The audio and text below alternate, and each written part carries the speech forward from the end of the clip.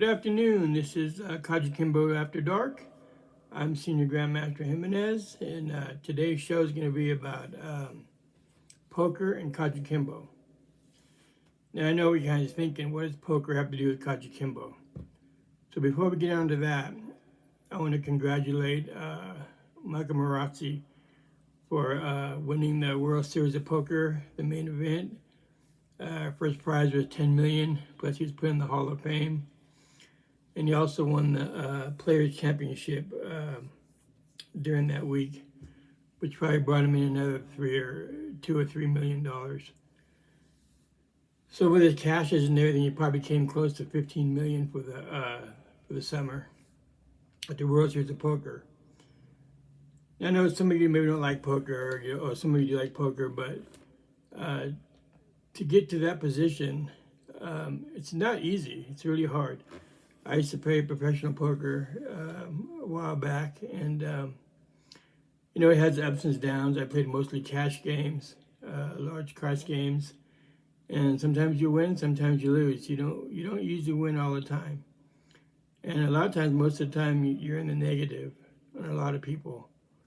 I was fortunate that a lot of times I wasn't, more than I was negative. But what I'm getting at on the difference between poker and Kajukenbo, I'll give you a good example. When I was a little bit younger, I was playing. I kind of retired from the tournament scene and stuff like that. And but I did miss the competition, the beating somebody, challenging myself to do better, to do a better overall tournament in martial arts and stuff like that. And I trained really hard. Well, with the poker, it's basically the same thing. You just can't go out there and not play at all, and then just automatically just going to win. Some people are lucky, they might win, some money the first time around, but the odds is very against them. You have to practice. I could give you an example. When I used to play, I played all week long during the week. And my longest session I played was 32 hours straight in a cash game. Besides, I took like an hour here, hour there, take a shower and stuff. Went to my room and stuff. But they usually bring the food to the table and stuff. But you gotta stay focused. You gotta stay really concentrating on that. Just like with the martial arts, if you don't concentrate and you don't focus on what you're doing, you're not going to be the best.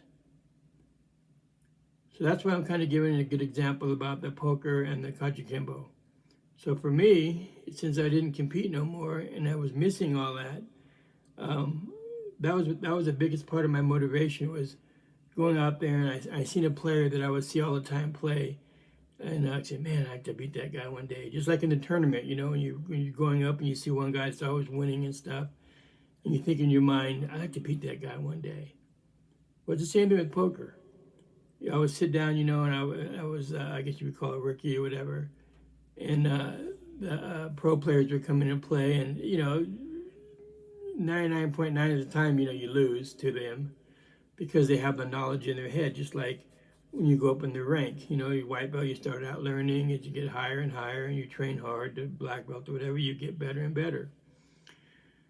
So what I found in myself was that's where I got the thrill back into me, was competing on that, because eventually I wanted to beat that person and then beating that person. And next thing you know, I was one of the top players on the table. That we used to play the cash games and stuff. And it could go back and forth, but you had your main players.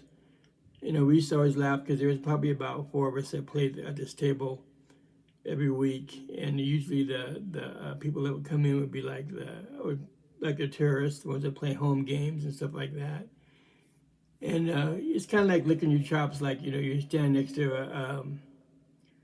a guy in a tournament that usually loses all the time. You're kind of like, okay, I'm going to fight him first, because you're going to beat him. Now, in poker, there's always kinds of bad beats. You might have the best hand until the end and get drawn out.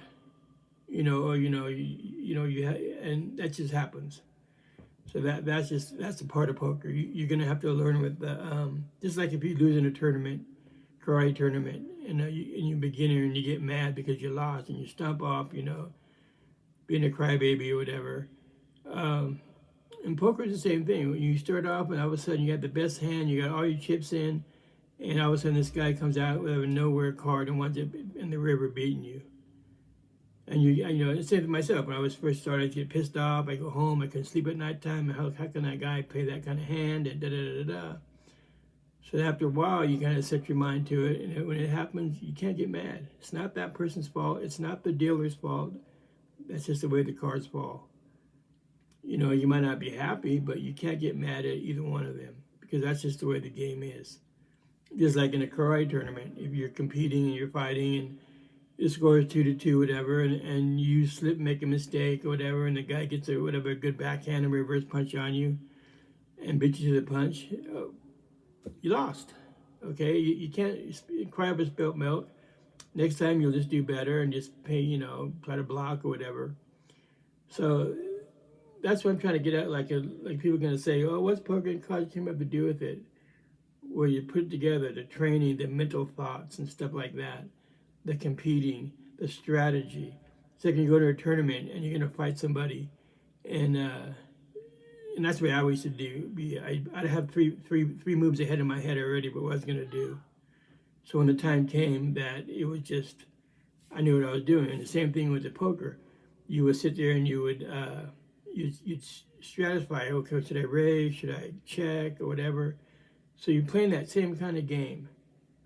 So if you really put it all together, it is kind of like a ball of wax, and it all kind of pushes together. Now, Marachi, they call him the grinder, the one that 10 million, he went against almost 10,000 players.